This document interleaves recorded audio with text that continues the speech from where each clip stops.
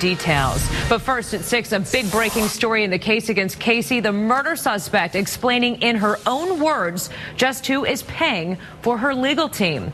Good evening, everyone. I'm Martha Sagowski. I'm Jim Payne. Casey Anthony is blasting in writing the state's request to learn more about who's paying her legal expenses. West 2's Bob Keeling was the first to break this story at 5 o'clock, and he joins us now with Casey's statement filed in just the last hour. Bob? Yeah, Jim. In this sworn affidavit dated today, Casey says her retainer agreement with Jose Baez does not contain any clauses or parts that allow or entitle him to any rights that would allow him to sell my story or that of my daughter, Kaylee Marie Anthony.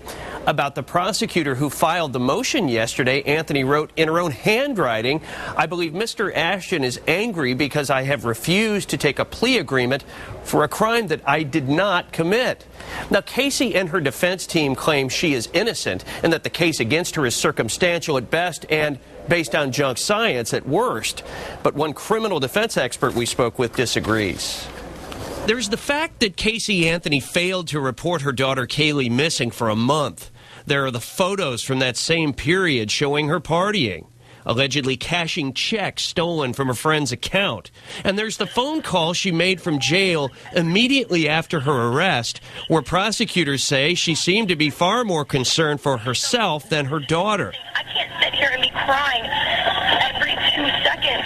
When Kaylee's remains were found, investigators discovered a blanket that appeared to match one missing from the Anthony home. A laundry bag appeared to match, so did clothing, and someone had duct taped the child's mouth shut. Out of all this, we asked criminal defense lawyer Richard Hornsby what he thinks the toughest piece of evidence will be to explain away. The car is the strongest piece of evidence that I can see so far. Without that car, I think she's got some legitimate arguments, but she still hasn't explained, was the car stolen? I mean, I don't understand. There's the nanny did it, but did the nanny take the car? How do you explain that specific situation? And I don't think anybody's going to take, Cindy Anthony seriously if she tries to say it's pizza that was rotting in the back there.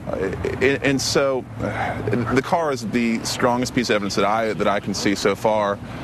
Because it seems to link her pretty closely to the crime. Hornsby says a jury won't find credible Cindy Anthony's efforts to explain the smell as rotting pizza. Casey told a friend the smell came from hitting a dead squirrel. And until she gets in the stand, none of that's coming in.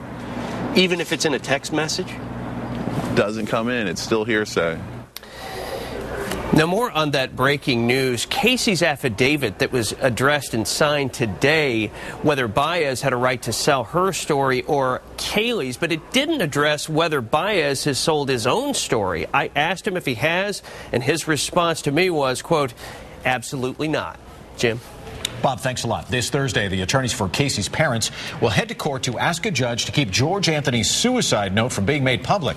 Brad Conway, since the note was also used to commit George involuntarily, their lawyer says it is not a public record. For more on this week's hearing, log on to wesh.com. You can also take a poll and let us what you think is the strongest piece of evidence in this case. Now